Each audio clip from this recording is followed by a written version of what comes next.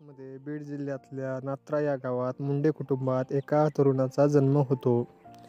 वडिलांचे नाव पांडुरंग, आई लिंबाबाई. नात्रा हे गाव एक दुष्काळी भाग, कसलीही राजकीय पार्श्वभूमी नसलेला. सुरुवातीला जिल्हा परिषद सदस्य, त्यानंतर आमदार, खासदार आणि अखेर केंद्रीय मंत्री ते महाराष्ट्र लोकनेता, अशी प्रेरणादायी वाटचाल. 500 घर असलेला त्या खेडेगावामध्ये एका झाडाखाली त्याची शाळा भरायची आणि परीक्षेत तब्बल 10 ते 12 किलोमीटर चालत जावं लागायचं. तो होता लहानपणीच्या संघर्षाचा काळ. झाडाखाली भरलेल्या त्या प्राथमिक शाळा संपल्यानंतर पुढील शिक्षणासाठी परळी येथे जावं लागतं आणि त्यानंतर कॉलेज शिक्षणासाठी तो तरुण अंबाजोगाई येथे दाखल होतो आणि अंबाजोगाईच्या कॉलेजमध्ये त्याचा खऱ्या अर्थाने उदय होतो. विद्यार्थ्याच्या समस्येसाठी चळवळी आंदोलन त्याच्या नेतृत्वाखाली उभे राहतात. त्याच कॉलेज शिक्षणादरम्यान त्याची भेट होते ते प्रमोद महाजन यांच्याशी. प्रमोद महाजनांच्या सांगण्यावरूनच संघ परिवारामध्ये प्रवेश होतो. अशी अंगी असलेल्या नेतृत्व गुणामुळे, वक्तृत्व संभाषणामुळे व संघटन कौशल्यामुळे 1971 मध्ये संघ परिवारामध्ये बीड जिल्ह्याच्या उमेदवारीच्या प्रचारासाठी संधी मिळते आणि इथून सुरू होतो राजकीय वाटचाल. मात्र सोबतच शिक्षण सुरू असतं. त्यानंतर पुढील शिक्षणासाठी पुण्याच्या त्या लॉ कॉलेजला प्रवेश घेतला जातो आणि त्या लॉ कॉलेजमध्ये त्याची मैत्री होते लातूर जिल्ह्यातील बाभळ गावातील विलासराव देशमुख यांच्यासोबत. आणीबाणीच्या काळामध्ये नाशिक तुरुंगात 16 महिने कारावास भोगावा लागतो आणि याच काळामध्ये खऱ्या अर्थानं राजकारण आणि समाजकारणाचे धडे होत घेत सामाजिक बांधिलकीची जाण मनामध्ये ठेवून त्यांचा नेतृत्वाचा उदय होतो. अर्थातच त्यांनी तुमच्या आमच्या मनामध्ये एक लोकनेता म्हणून घर केलं त्या गोपीनाथ मुंडे यांचा उदय होतो. 1978ला पहिल्यांदा जिल्हा परिषदेवर गोपीनाथ मुंडे विजयी होतात. त्यानंतर 1980 मध्ये रेणापूर येथून आमदार होतात. त्यानंतर राज्य भाजपा पदाची अतिरिक्त जबाबदारी त्यांच्याकडे देण्यात येते. त्याचा पुढील काळामध्ये महासचिव आणि त्यानंतर महाराष्ट्र राज्य भाजपाचं अध्यक्षपद सुद्धा गोपीनाथ मुंडे यांच्याकडे देण्यात येतं. 1990ला गोपीनाथ मुंडे यांच्या नेतृत्वामध्ये भाजपाचे 42 आमदार निवडून येतात आणि 1992ला विरोधी पक्षनेते म्हणून गोपीनाथ मुंडेंचं धडाडीचं नेतृत्व पुढे येतं. ह्याच काळामध्ये गोपीनाथ मुंडे शिवनेरी ते शिवतीर्थ संघर्ष यात्रा काढतात.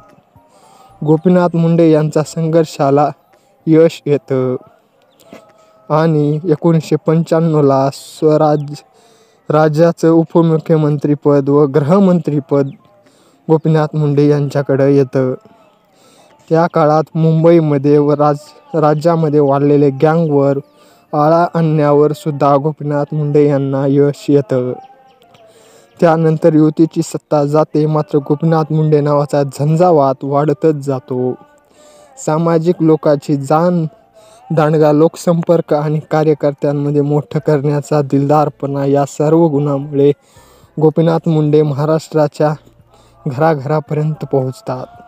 प्रमोद महाजन यांच्याशी स्नेहाचे संबंध, राजकीय वाटचाल वेगळी असली तरी सुद्धा विलासराव देशमुख यांच्यासोबत अतिशय घट्ट मैत्री आणि उदयनराजे भोसले यांच्यासोबत एक भावनिक नातं.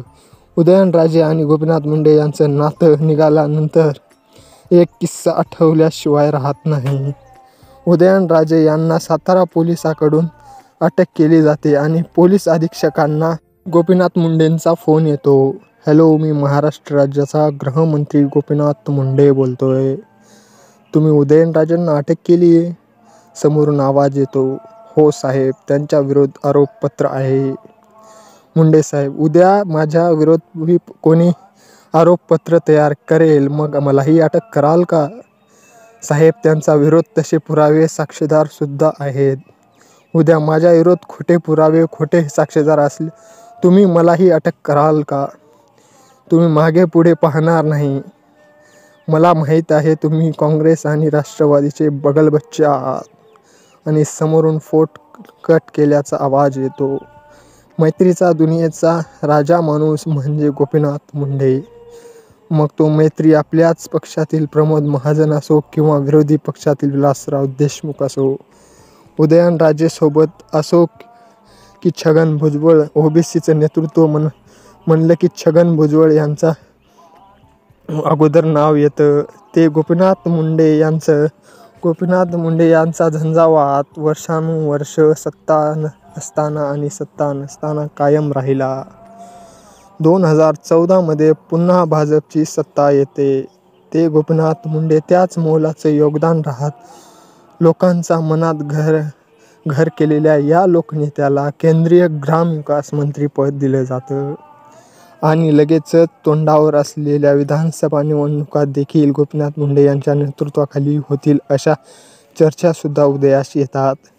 शेतकरी शेतमजूर यांच्यासाठी संघर्ष केलेल्या, गरिबीच्या जाण असलेल्या आणि तळागाळापर्यंत पोहोचलेल्या या लोकनेत्याला महाराष्ट्राचं मुख्यमंत्रीपद मिळावं असं अनेक लोकांच्या मनात असते. तसं घडलंही असतं. पण गोपीनाथ मुंडे यांचं एका दुर्दैवी अपघातामध्ये निधन झालं होतं. तो अपघात होता की खून असा माहोल कार्यकर्त्यांमध्ये तयार होतो. किस्सा होता एका दिग्गज महाराष्ट्रातल्या लोकनेत्याचा. तुमची प्रतिक्रिया कमेंट बॉक्समध्ये लिहायला विसरू नका. आपल्या धुंद मराठी बायोग्राफी चॅनलला सबस्क्राईब केलं नसेल तर लगेच सबस्क्राईब करून घ्या, म्हणजे तुम्हाला पुढील व्हिडिओ पाहायला मिळतील. तर लवकरच भेटू पुढच्या व्हिडिओमध्ये. तोपर्यंत सर्वांना जय हिंद.